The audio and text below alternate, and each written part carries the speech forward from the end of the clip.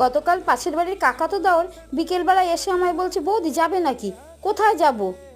আমার বন্ধুর দাদা আজ নতুন দোকান খুলছে, সেখানেই আজ উদ্বোধন, চলো যাবে। না না ভাই, আমাকে তো ইনভাইট করেনি, ইনভাইট তো তোমাকে করেছে, তুমি যাও। আমাকে তো সন্ধ্যাবেলা স্ন্যাক্স বানাতেই হবে।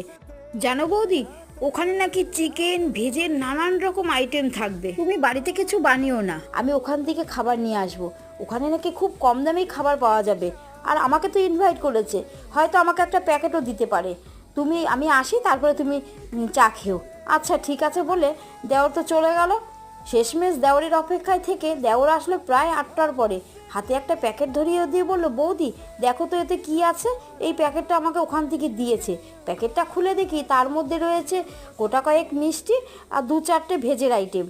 আমার ছেলে তো আবার এই ভেজ জিনিস একদমই খাবে না।